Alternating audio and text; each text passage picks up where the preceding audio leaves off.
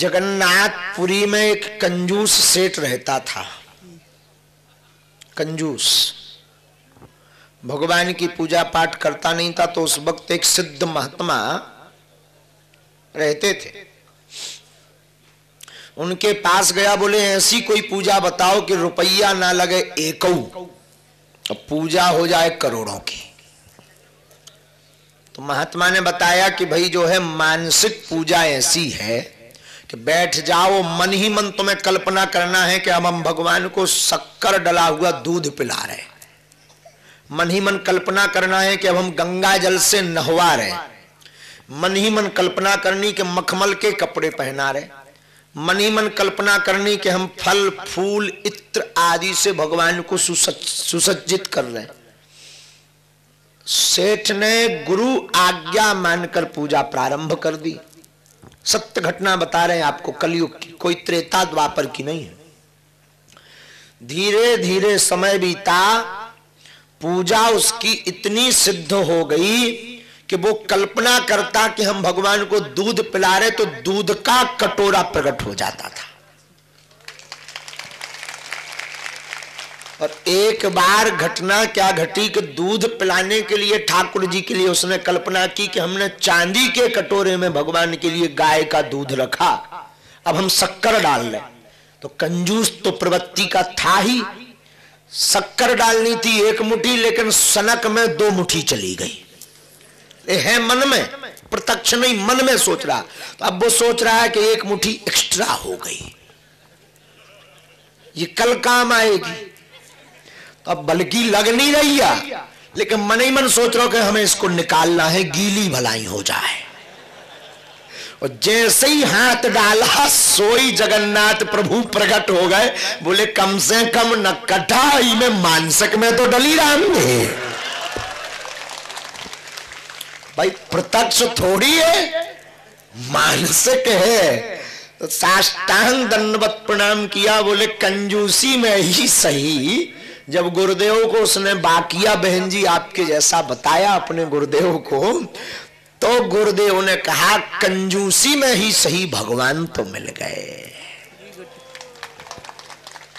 तो आपका ये जो साक्षी भाव है, इस भाव की और दृढ़ता हो और जीवन में आपको और भक्ति श्री हनुमान जी की मिले। बहन जी, अब आप तो हनुमानी जी की भगत हैं, तो अब कुछ हमारे मुंह में शब्द ही नहीं, बस आपके लिए हमारी शुभ कामना है कि कभी आपकी यह भक्ति पर किसी की नजर ना लगे। धन्यवाद गुरुजी। गुरुजी मेरे पुत्र को और आशीर्वाद दे दीजिए, ये भी हनुमान चालीसा करता है। आहा वाह, क्या नाम है? रुद्र प्रताप सिंह रघुवंशी। वाह वाह वाह, क्या बताओ गुरुजी? इसका भी वही है ज्योतिष आचार्य वाला हाल जो आप बोल रहे थे। अच्छा हाँ। क्यों, ये भी ज्योतिषी? नहीं, इनके ग्रह नक्षत्र सब गड़बड़ है, ऐसा ज्योतिषी कहते हैं। ज्योतिषियों की बात सत्य भी होती है जी। तो नवग्रह कितने होते हैं? 9। उनको कहते हैं नवग्रह। नवग्रह। नवग्रह के ऊपर होता है अनुग्रह। जी गुरुजी। तो नवग्रह अगर गड़बड़ हो बहन जी, और प्रभु का अनुग्रह हो जी गुरुजी, तो रेत में भी नाव चलती है। जी गुरुजी। जय हो। धन्यवाद गुरुजी, कोटि कोटि प्रणाम। प्रणाम गुरुजी। जी भाई साहब, प्राण दे बोलो।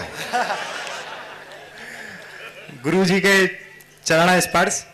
मैं छात्र हूँ, आवाज तेज आ रही है तो कम कर सकते हैं। गुरुजी मेरे 3 या 4 क्वेश्चन है आपसे।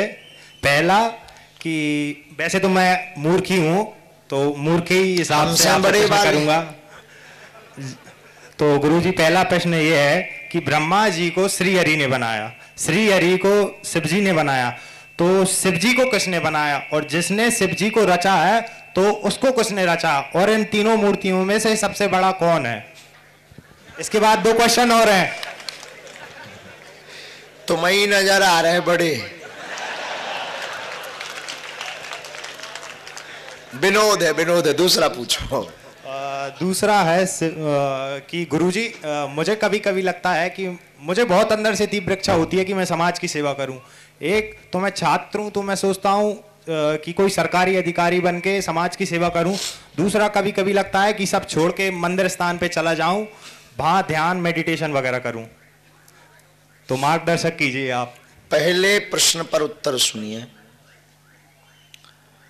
फिर वही बात जहां से पहला उत्तर शुरू किया था, मुंडे मुंडे मतिर भिन्ना। अलग अलग शास्त्र में अपने अपने इष्ट को सर्वसमर्थवान और उच्च बताया है। इसके पीछे कारण यह है कि जिसकी प्यास जहां बुझे उसके लिए वही समुद्र है। दूसरी बात इसी में, ब्रह्मा जी को भगवान विष्णु ने बनाया, फिर आपने क्या कहा? विष्णु जी शंकर जी के शिवलिंग से प्रकट हुए, ऐसा पढ़ा था मैंने किसी ग्रंथ में। अच्छा, हाँ ऐसा मान लेते हैं, मानने में कोई दिक्कत नहीं है। अब भागवत कहती है कि भगवान विष्णु से ब्रह्मा जी पैदा भये और ब्रह्मा जी से शंकर जी। कहीं तो दुर्गा माँ का भी बोलते हैं। हाँ, तो रुद्र भगवान, कहीं शक्ति। अब इस नाना प्रकार के मतों में आप अगर हमारा मत स्वीकार कर पाओ तो अच्छा है। जी बिल्कुल। ना करें तो थैंक यू वेरी मच, पहले ही धन्यवाद। भगवान शिव अविनाशी हैं और हमारा मत कहता है कि शंकर जी और भगवान विष्णु जी दोनों एक ही हैं। इसका प्रमाण लीजिए शास्त्रोक्त, रामस्य हृदयम शिवः शिवस्य हृदयम रामः। राम जी के हृदय में शिव जी बैठे हैं, राम जी मतलब विष्णु जी, और विष्णु जी के हृदय में शिव जी बैठे और शिव जी के हृदय में भगवान विष्णु जी बैठे। तो दोनों अलग अलग नहीं है ऐसा मानो। हम 20 घट यानी घड़ा पानी के भरकर जमीन पर रख दें सूर्य की तपती दोपहरी में, तो आप जिस घट में झांकेंगे उसमें सूर्य नजर आएगा। जी बिल्कुल। हाँ जी या ना जी? जी बिल्कुल। लॉजिक ठीक है कि नहीं? सटीक। लेकिन सूर्य 20 नहीं है, वो तो एक ही है। करता एक है। क्लियर हो गया।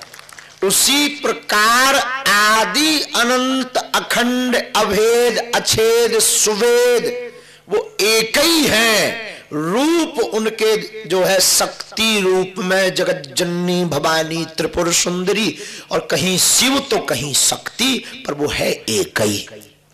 धन्यवाद, पहला डाउट क्लियर। अंत तो गत्वा हम यही कहेंगे कि शिव जी अर्धनारेश्वर है, तो उन्हीं से शक्ति है और शक्ति से शिव है, उन्हीं में विष्णु है और विष्णु में ही महेश है।